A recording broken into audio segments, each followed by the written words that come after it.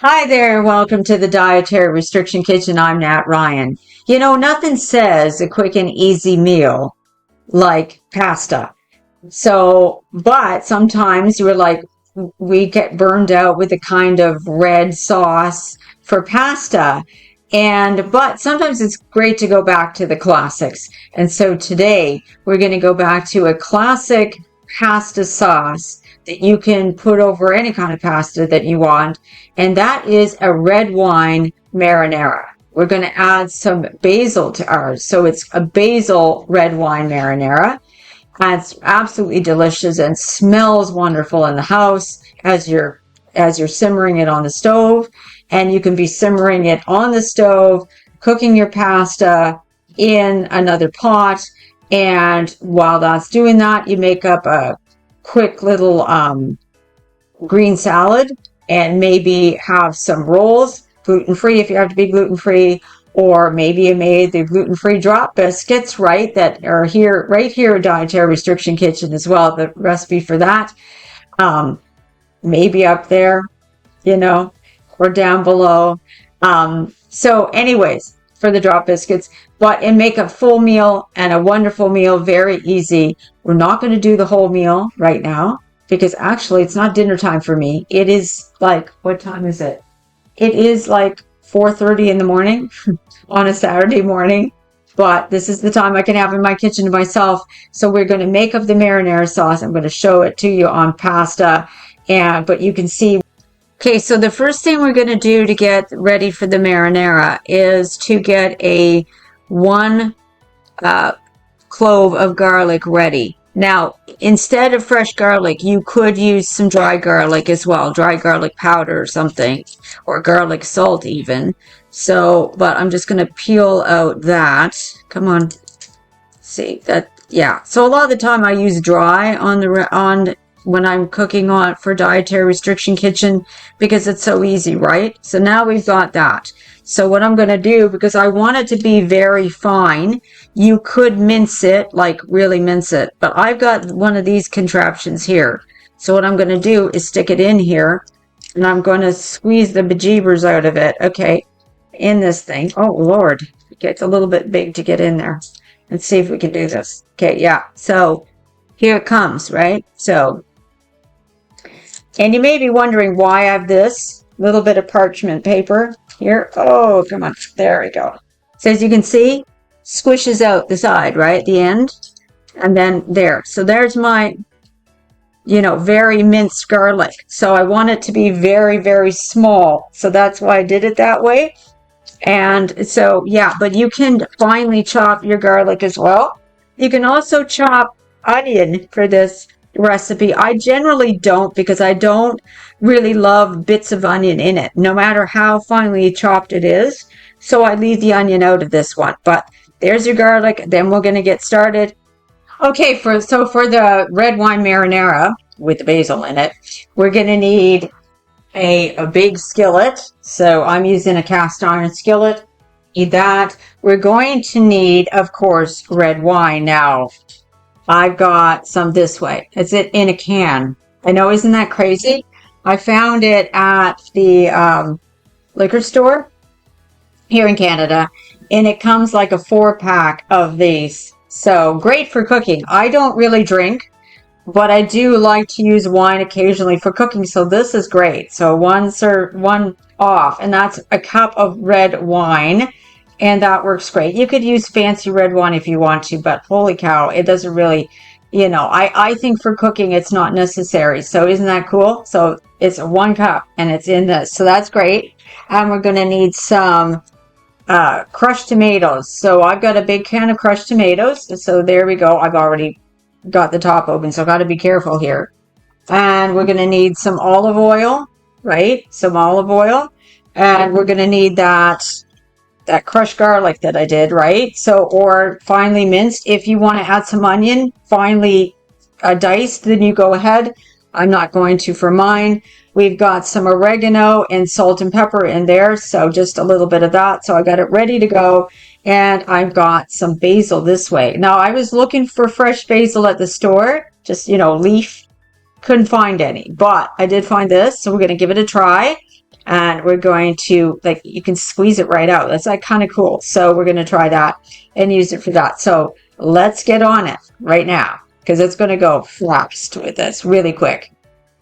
Okay, so I'm just checking my pan. I've got it on high. I'm going to put a little bit of olive oil in the pan, quite a little bit there, because we don't mind that it has some olive oil. That makes a good part of the sauce.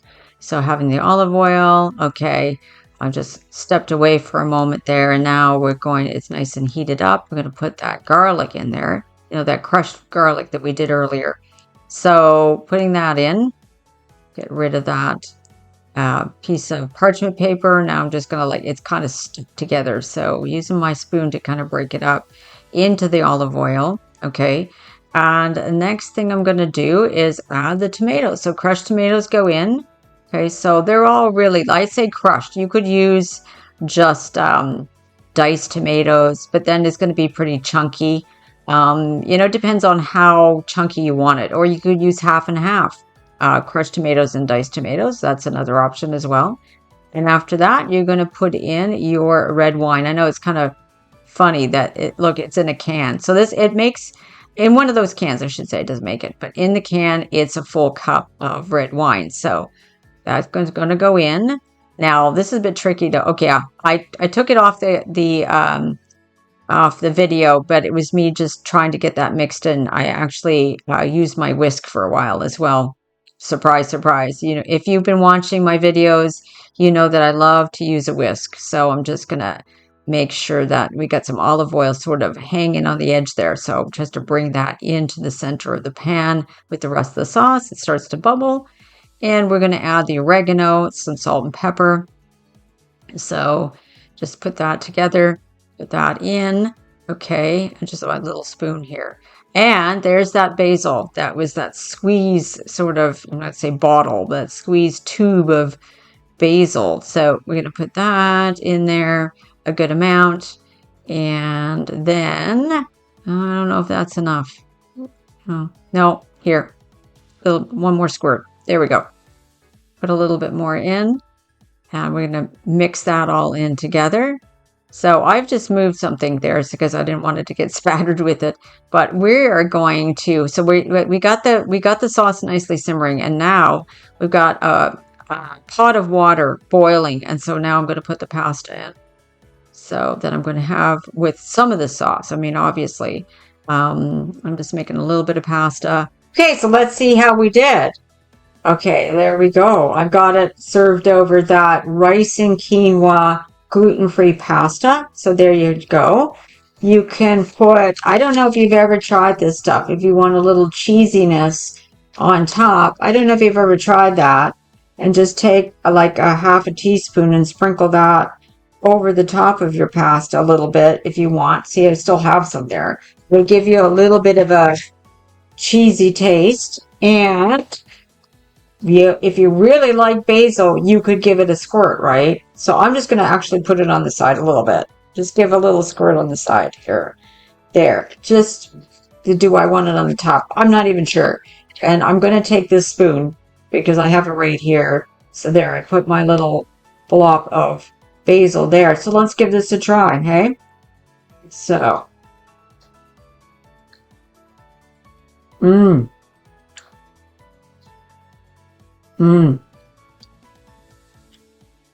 The richness of the wine comes through. But because you simmer it on the stove and you see the bubbles and the steam coming up, it gets rid of a lot of the alcohol content of the wine, actually. The more steam and bubbles and all that's happening with your sauce, the less alcohol is actually in the sauce, right? However, if you are you're concerned, like, so if you simmer it long, like I simmered it quite long today, then, you could possibly serve it to children.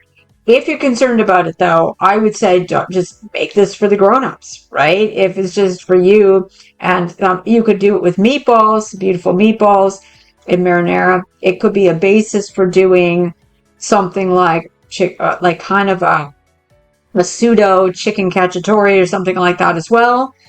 So wonderful for that. You could just keep it just like a vegetarian sort of vegan meal if you wanted. This is nutritional yeast on top just to give a little cheesy flavor. So you could do that great with a green salad and some drop biscuits or something gluten-free biscuits if you have to be gluten-free. And so I really hope you give it a try. Oh, also wanted to tell you, I did not have any, so I didn't use it. But you can use one small can of tomato paste to thicken it.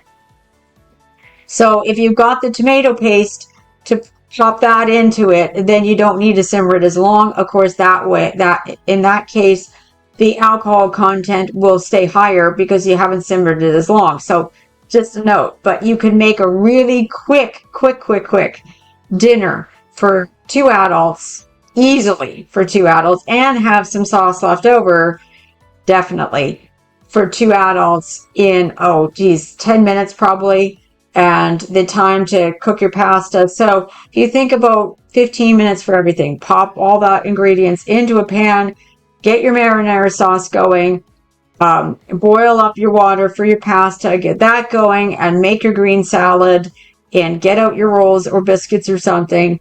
You've got dinner ready in about 15 minutes, no problem at all. So I hope you give it a try. It's really delicious, smells wonderful, and like I say, just that red wine gives it that really depth of flavor. So I hope you give it a try.